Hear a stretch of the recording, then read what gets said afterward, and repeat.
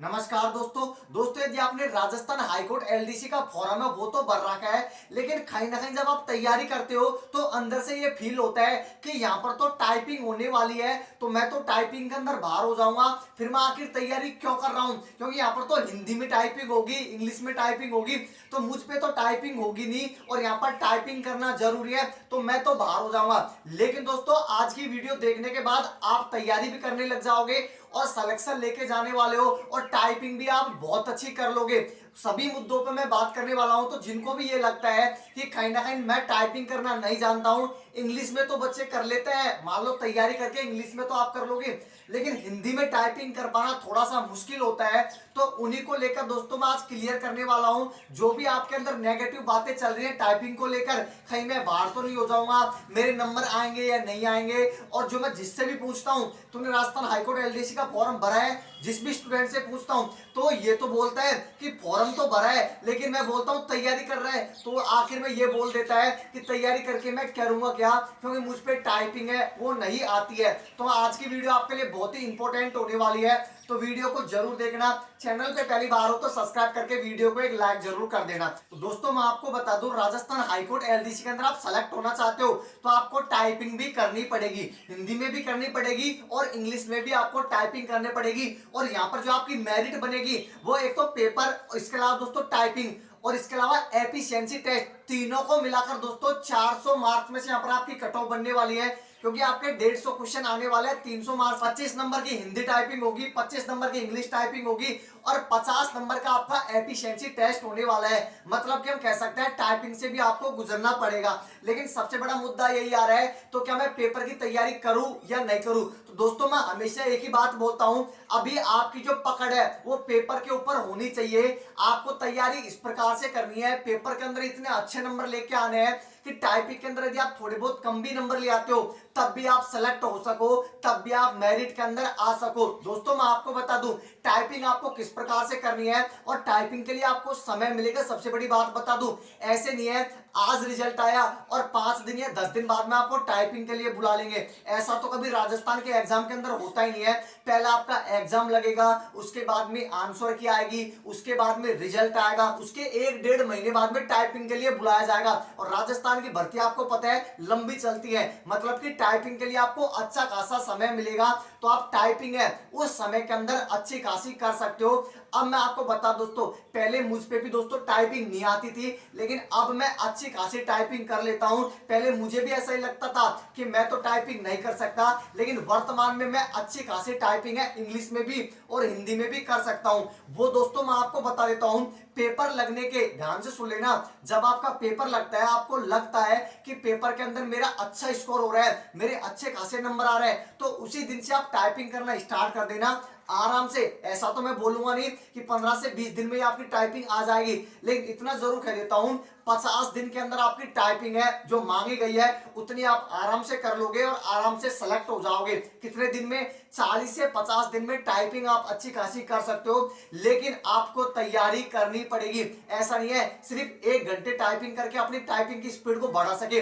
कम से कम आपको हिंदी के लिए 2.5 से 3 घंटे देने पड़ेंगे और इंग्लिश के लिए भी 2.5 से 3 घंटे देने पड़ेंगे। यदि आप रोजाना 6-6 घंटे देते हो टाइपिंग के लिए, बीच में आप गैप ले सकते हो, तो आप 40 से 50 दिन में टाइपिंग को बहुत अच्छी कर सकते हो और यहाँ पर आराम से वो सिलेक्शन ले सकते हो। तो मैंने आपको बता दिया है टाइपिंग से आपको नहीं डरना, आपको टाइपिंग के लिए बिल्कुल समय मिलेगा। अरे आपको जब लगता है ना, पेपर लगते ही आपको पता चल जाएगा कि मेरे इतने नंबर बढ़ रहे हैं। जैसे आपको पता लगे कि मेरे 240 बढ़ रहे हैं, मेरे 245 बढ़ रहे हैं, मेरे 230 बढ़ रहे हैं और अंदर से लगने लग जाएगा मेरा तो पेपर आराम से क्लियर हो जाएगा, उसी दिन से आप टाइपिंग शुरू कर सकते हो। क्यों? टाइपिंग के लिए आपको कब बुलाया जाएगा? जब आपकी एग्जाम लग जाएगी, उसके 10 से 15 दिन बाद में आंसर की आएगी, उसके कम से कम 20 से 25 दिन बाद में आपका रिजल्ट आने वाला है और उसके 1 महीने बाद में टाइपिंग के लिए समय मिलेगा। तो आराम से आपको दोस्तों 2 से 2.5 महीने आराम से मिल जाते हैं टाइपिंग के लिए, जिनमें आप अपनी टाइपिंग को बहुत अच्छी कर सकते हो। मैं ऐसा कभी नहीं बोलूंगा कि 10 से 15 दिन में टाइपिंग आप अच्छी कर सकते हो, लेकिन 40 से 50 दिन में टाइपिंग है अपनी बहुत अच्छी कर सकते हो।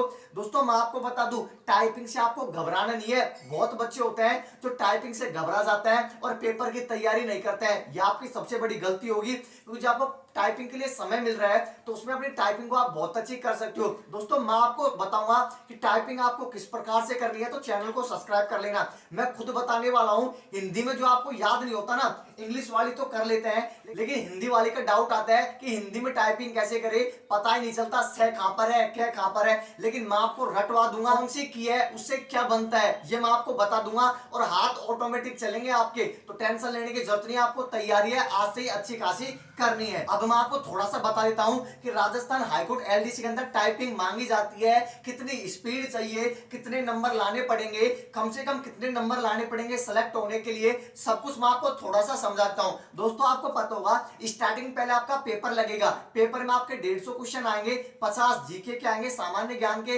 50 हिंदी के आएंगे, 50 इंग्लिश के आएंगे। टोटल मिलाकर आपके दोस्तों जो क्वेश्चन आएंगे 150 आएंगे, 300 अंक के। जब आप पेपर पास कर लेते हो, आपके बहुत अच्छे नंबर आ जाते हैं, तब आपको टाइपिंग के लिए एफिशिएंसी टेस्ट के लिए बुलाया जाएगा। तो 300 अंक का तो आपका पेपर हो गया, 25 नंबर की आपकी क्या हो जाएगी, इंग्लिश की टाइपिंग हो जाएगी, 25 नंबर की आपकी हिंदी की टाइपिंग हो जाएगी। टोटल मिलाकर कितने हो गए, 50 मार्क्स हो गए। इसके अलावा दोस्तों मैं आपको बता दूं, 50 नंबर का आपका क्या होने वाला है, एफिशिएंसी टेस्ट होने वाला है। वो नॉर्मल होता है, सभी बच्चे कर लेते हैं आराम से क्वालिफाई।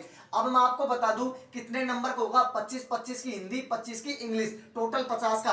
कितने नंबर लाने पड़ेंगे सेलेक्ट होने के लिए, मिनिमम और मैक्सिमम मैं आपको बता देता हूं। यदि आप SC ST PH कैंडिडेट हो तो मिनिमम आपको जो मार्क्स लाने पड़ेंगे दोस्तों, हिंदी के अंदर भी 20 लाने पड़ेंगे और इंग्लिश के अंदर भी 20 लाने पड़ेंगे। ये तो कम से कम है, इतने लाने तो पड़ेंगे सेलेक्ट होने के लिए।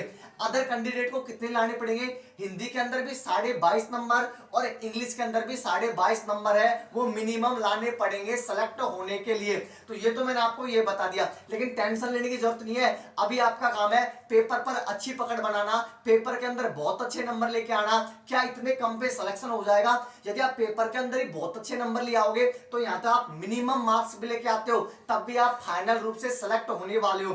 तो आज की वीडियो बनाने का मकसद दोस्तों यही था कि ज्यादातर बच्चे हैं वो डिमोटिवेट हो रहे हैं, जिनसे हम पूछते हैं एक ही बात बोलते हैं, फॉर्म तो भर रखा है लेकिन तैयारी नहीं कर रहे। क्यों नहीं कर रहे? क्योंकि टाइपिंग तो अच्छी है ही नहीं। इंग्लिश की तो हम कर लेंगे लेकिन हिंदी तो बिल्कुल ही नहीं होगी। तो मैंने आपको बता दिया है 45 से 50 दिन में अपनी टाइपिंग को आप स्ट्रॉन्ग कर सकते हो, आराम से आप टाइपिंग को क्लियर कर सकते हो।